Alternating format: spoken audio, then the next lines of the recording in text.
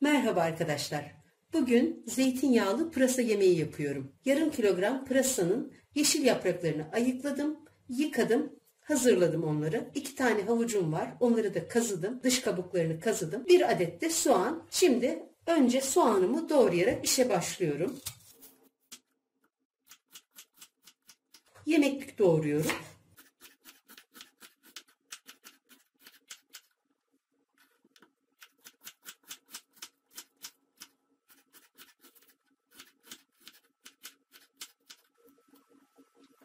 Tenceremi ocağa alıyorum.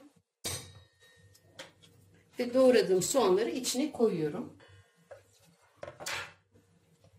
Havuçlarımı da halka halka doğruyorum.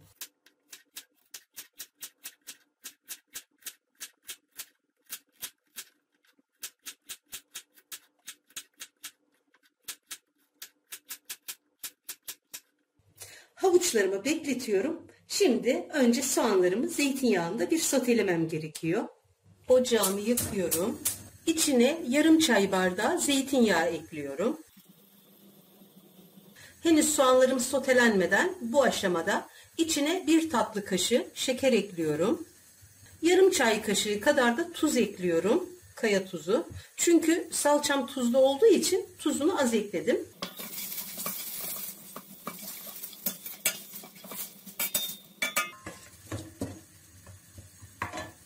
Soğanlarımı şöyle az bir şey çevirdikten sonra içine havuçlarımı ekliyorum.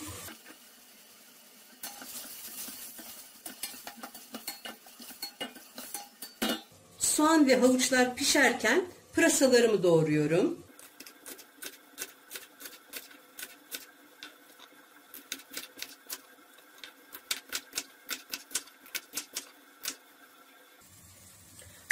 Soğanlar böyle cam gibi parlayınca artık içine salçasını ekliyoruz. Çok öldürmüyoruz soğanları. Şöyle 1 tatlı kaşığı domates ve biber salçası karışımım var.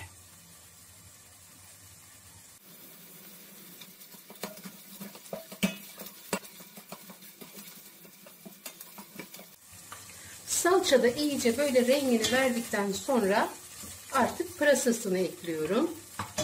Pırasayı doğradıktan sonra bir su daha yıkadım.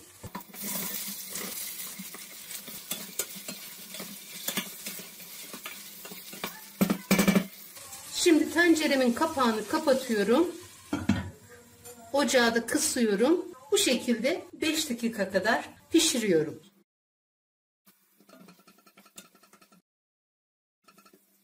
Bakın o diriliği öldü.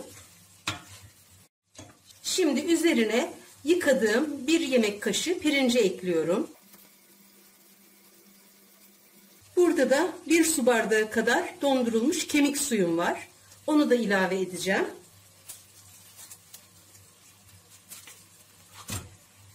Onun da üzerine taze sıkılmış yarım limonun suyunu ekliyorum. En son üzerine 1 su bardağı kaynar su ekliyorum.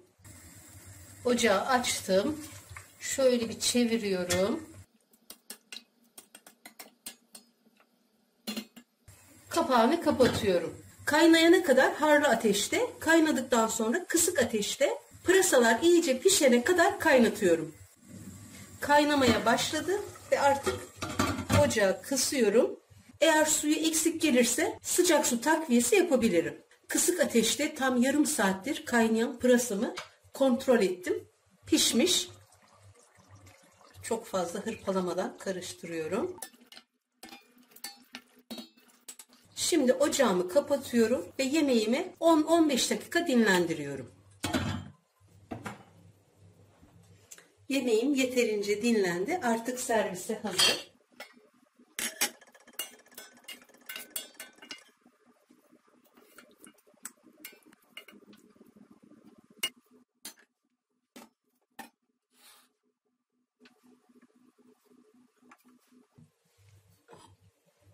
Kış aylarına yakışan çok şifalı ve çok kolay bir yemek. Herkes yapsın, herkes denesin isterim. Yapmak ve denemek isteyen herkese şimdiden kolay gelsin, afiyet olsun.